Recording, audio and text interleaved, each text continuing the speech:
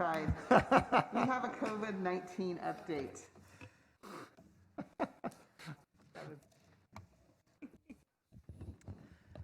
Thank you, and we do have a presentation if we can get that up.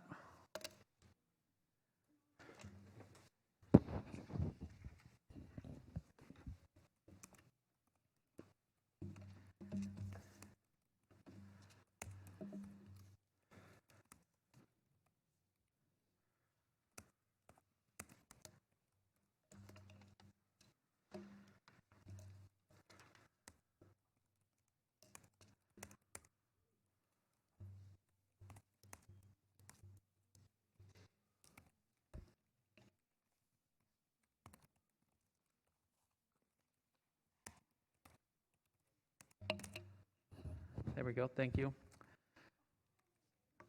Good morning, Mayor and Council. Lee Wilcox, Assistant City Manager, and joining me for the presentation today is Dolan Beckel, Interim Deputy City Manager and our Operations Section Chief in the EOC, Alvin Galang, Assistant to the City Manager and our Vaccination Task Force Director, and Sarah Zarate, our Office of Administration, Policy, and Intergovernmental Relations.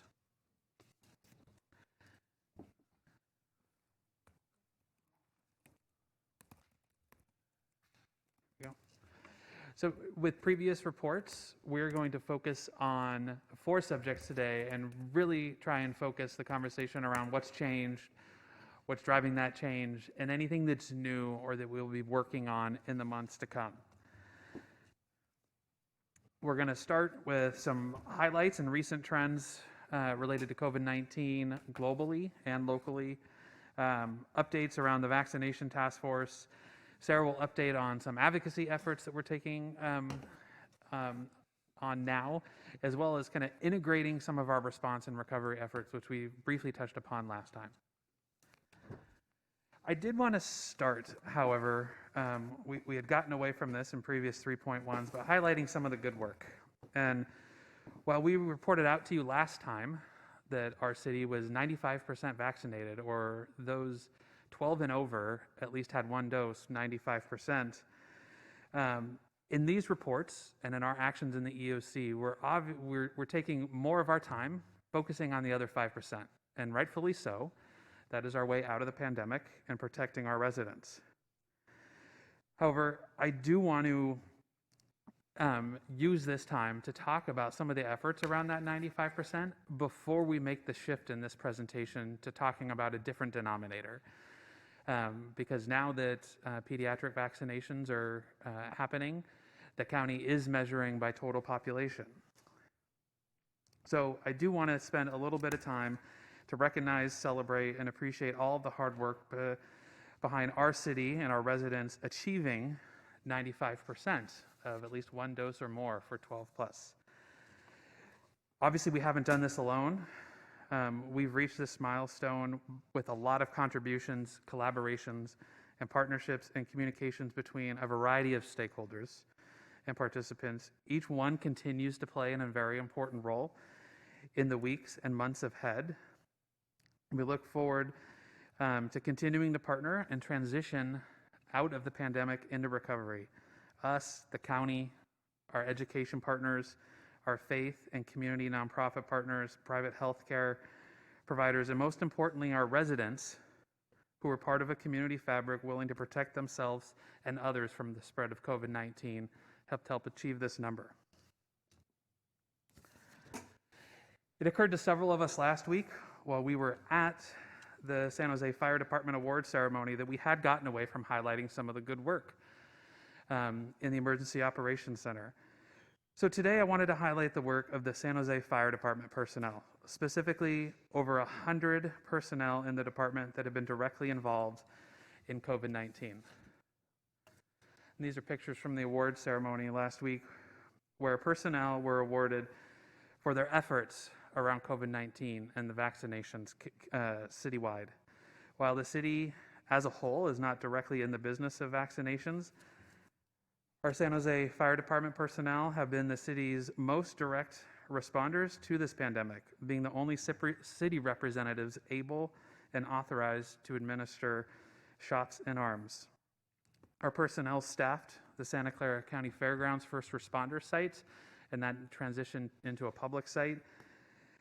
Helped stand up, operate the mobile vaccination site, administering vaccinations to individuals that face challenges from receiving vaccinations outside their homes, supporting the county and other providers at sites across the city, as well as sites that the city stood up, and helped the county and others develop tracking and communication strategies and methods of operations at vaccination clinics to ensure that vaccination clinics were most efficient. So I want to thank the San Jose Fire Department personnel and congratulate them on their awards. And now for a look forward for the work in the coming weeks, I want to hand it off to Dolan Beckel. Thanks, Lee. Good morning, Honorable Mayor, council members, members of the public, and city staff. Dolan Beckel, Interim Deputy City Manager, here to provide an update on recent trends in COVID-19. Given events over the weekend and today and the last couple of weeks, I've included a global update along with our standard national, state, and local. And we'll try to keep you as up to date as possible, but things are changing by the hour, especially on a global basis. So it was about 3 weeks ago that the global situation with COVID-19 began to change. These key changes included: 1, Austria, where 66% of the total population is fully vaccinated, is implementing lockdown procedures. Germany, where 67% of the total population is fully vaccinated, and Denmark, where 76% of the total population is fully vaccinated. Both have been added to the Center for Disease Control, or CDC, avoid travel list of countries because of the surge in the Delta variant. A new variant named Omicron is being actively researched and tested due to the large quantity and unique nature of the Omicron mutations. Travel restrictions are being implemented, and as early as an hour ago, the source location of the Omicron variant is now in question, so I would recommend anyone traveling internationally be sure to go to the Center for Disease Control travel website, because that will probably be changing on a daily basis. I would also, of course, check our county for any local guidelines as well. The World Health Organization, or WHO, is classifying Omicron as a variant of concern, while here in the United States, the CDC has not yet classified this variant. The United States federal government guidance on boosters was updated last night, and Sarah Zarate will be going in more detail about that change, about who is eligible and when they're eligible. More data is necessary for local policy consideration, and that will not be expected for several weeks. However, as President Biden said yesterday, sorry, flipped the page too soon. However, as President Biden said yesterday, the United States lockdown and shelter-in-place policies are not expected. In the United States, where 59% of the total population is fully vaccinated, the federal government is pursuing a national COVID-19 response policy, which had some setbacks last week, and Sarah Zarate will also be talking about that. So the bottom line is the COVID-19 Delta variant surge continues globally, while a new and potentially impactful variant like Omicron can emerge. The best course of action is to follow county and CDC guidelines, which include getting fully vaccinated and getting the booster as soon as you are eligible. Currently in the United States, the Delta variant remains the only variant of concern or high consequence as classified by the CDC. The CDC is currently evaluating the Omicron variant, and it will be added if the CDC determines it is appropriate. It is expected that eventually the variant will be detected here in the United States. Currently, as last time, there are no variants of interest, and there are 10 variants that are being monitored, none of which pose significant public health risks to the United States. California and Santa Clara County remain in the substantial or orange community transmission level, but as you can see on the map for the state of California, more progress has been made in the Bay Area, but California and Santa Clara County remain in orange or substantial transmission. California does have the lowest case rate nationally, and 67.5% of the total population in California have been fully vaccinated. Moving to the local level, as reported last time on October 26, County positive cases and deaths have flattened out relative to significant wave number 4 last winter. They have not, unfortunately, returned to the single-digit level we saw before the arrival of the Delta variant in July. At our last report, Councilmember Reynes requested that we show the change in deaths related to COVID-19. And since our last report, unfortunately, the county has averaged about 2 deaths a day due to COVID-19. Some good news is that last winter, at this time, the case rate was over 500. So compared to 137 last week, this proves that the vaccines are continuing to protect our population. We did see a 25% increase in cases since our last report on October 26, and we continue to monitor the case rate and the deaths, and will include any Omicron variant impacts that have not yet been observed here locally. Hospitalizations and ICU bed are currently stable compared to last report, but again, they're only 28% of what we had available at the beginning of the pandemic. This situation has not changed much since our last update. The City of San Jose's full vaccination rate for ages 12 and above is 89.5%. The county is not providing city-specific data for full vaccinations across the total population. They are insisting that our focus be at the county level, so they are not providing city-specific data on full vaccinations across the entire population.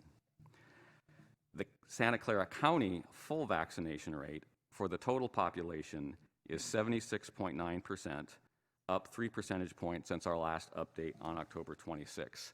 As of today, that was updated to 77.5%, so we continue to head in the right direction. The good news, even though we have to use 2 different metrics here, one being for the City of San Jose, 12 and above, and one for the county being total population, the vaccination rates continue to head in the right direction. And of course, we have to continue to focus on that 5% and those census tracts where we have low vaccination rates, and that will continue to be the focus of our vaccination team that Alvin will be talking about shortly. In terms of the criteria to lift indoor health orders on masking, while the county has made good progress on certain areas, we still have much more work ahead of us, with 3 of the 4 criteria not being met. The only criteria that we may be getting close to is hospitalizations and ICU beds being stable, but we're going to have to wait and see if and how the Omicron variant impacts us here in Santa Clara County. As Lee Wilcox said earlier, it takes a team, and all the residents, healthcare workers, healthcare partners, and city employees should be very proud of the fact that the City of San Jose remains the most vaccinated city within the top 10 largest United States cities. There was some question about this from a certain council member last time we met, so I refreshed the data, and we remain, for 12 and above, the highest vaccinated of the top 10 cities at 95.3%. Number 1. So that's where we stand globally, nationally, at the county and local. I'll now turn the presentation over to Alvin Galang, who heads our vaccination task force, to talk about the specific actions we're taking to ensure we focus on that 5% here in the City of San Jose. Alvin. Thank you, Dolan. Good morning, Honorable Mayor, City Council, and members of the public. My name is Alvin Galang, and I'm the Director of the City of San Jose's Vaccination Task Force. Thank you for the opportunity to present an update on the task force's role in ensuring that the residents of San Jose are kept as safe and healthy as possible, as well as an update on pediatric vaccinations among our 5 to 11-year-olds and new eligibility criteria for booster shots.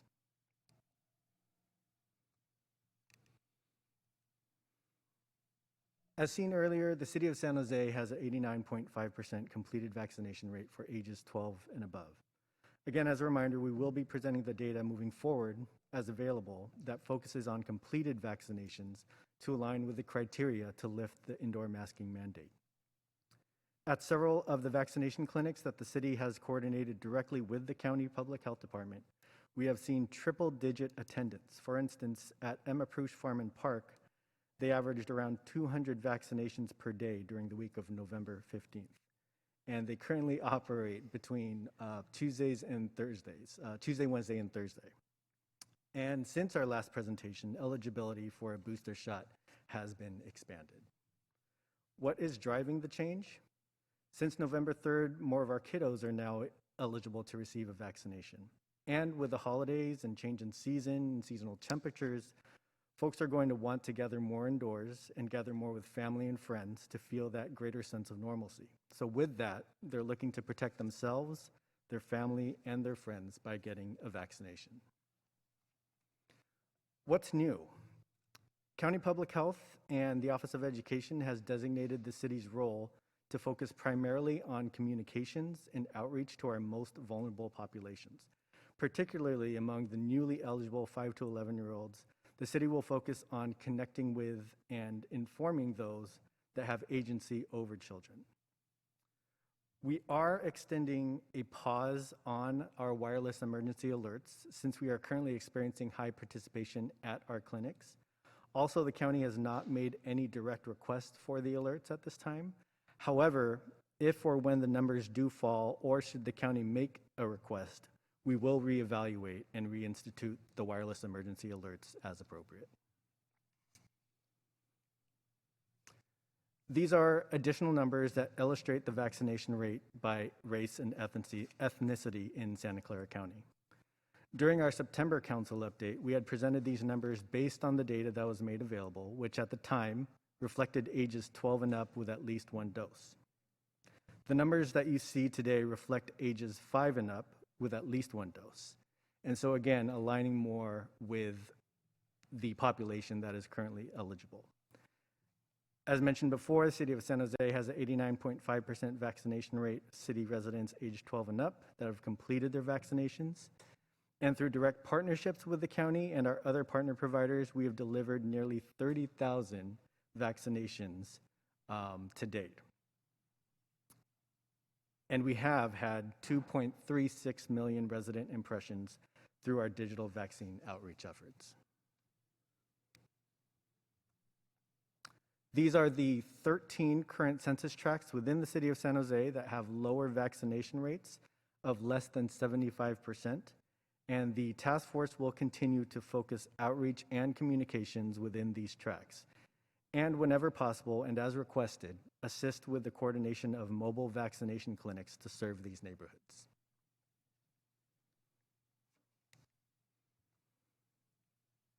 With pediatric vaccinations, we will continue to support the county and the Office of Education in reaching our non-English speaking communities with a focus on reaching people who have agency over children. Our current efforts in the county of Santa Clara, or our current efforts citywide, we have 24.7% of our 5 to 11-year-old population that have received at least one dose.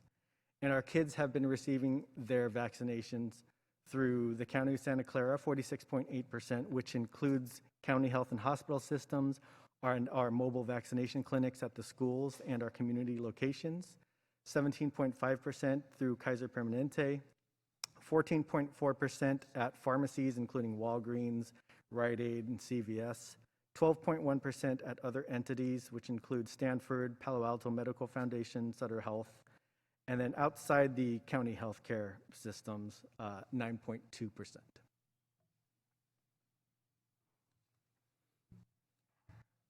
With the boosters, originally the CDC recommended boosters for those 50 and above or 18 and above in long-term care setting, and those between 18 and 50 based on their individual risks. However, it has been expanded to all adults. Bottom line is just all adults, anyone age 18 and over, and 6 months have passed since they've completed their vaccination with Moderna or Pfizer, or 2 months have passed since they've completed their vaccinations with Johnson & Johnson. And I believe Sarah will talk a little bit more on advocacy. So I'll turn the presentation over to Sarah.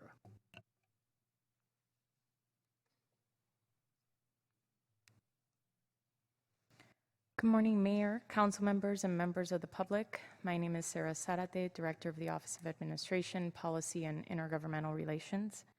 Since our last report, in response to the President's Path Out of the Pandemic Action Plan, the U.S. Department of Labor's Occupational Safety and Health Administration, otherwise known as OSHA, announced a new emergency temporary standard to protect more than 84 million workers from the spread of COVID on the job. However, a few days later, on November 17th, OSHA paused implementation and enforcement on its emergency temporary standard following a stay granted by the Fifth U.S. Circuit from a lawsuit seeking to block the mandate. The stay is being implemented nationwide. No additional timelines are currently known, but the Biden administration is appealing.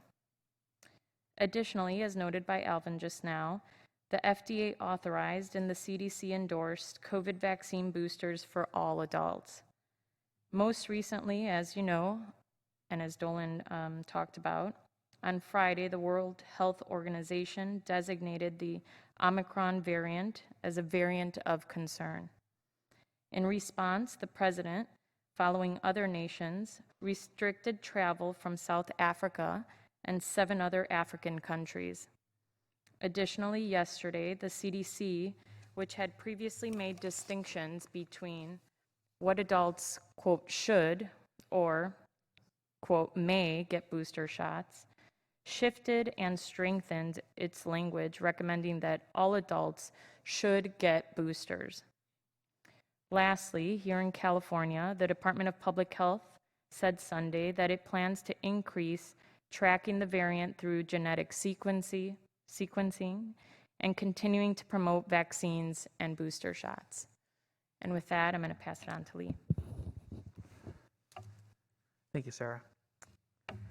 Just wanted to end on some integration of some of our efforts, and obviously a lot is changing and changing daily and weekly. And one of the things that I think we learned early on in the pandemic, especially when there's this much change and this much information, is residents can be overloaded.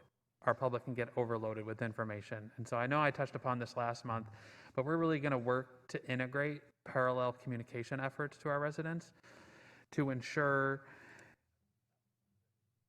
that we can target the most vulnerable with a combination of important messages versus a lot of different messages. And so this will be very specific to the vaccination task force and vaccination efforts in the EOC, as well as all the recovery efforts and the residential assistance programs that are available now and that will be available in the future. And so I wanted to talk about that and warn you. Under Carolina's leadership, she'll be doing that over the next month, along with the recovery section with Rosalind Huey. And I mentioned that because I think one of the more successful things we've done is Carolina every week sends you a toolkit or communication package to put out to your residents. And by the way, thank you very much for doing that. You have a wide network as well. You'll start to see that those messages are going to change, and they'll be a little bit more concise and have a few different messages versus a lot of different messages about one thing. And that really comes from the behavioral insights work that we did early on in the pandemic, as well as the county and other partners. And this is really an effort to target those who need it the most with the most important messages.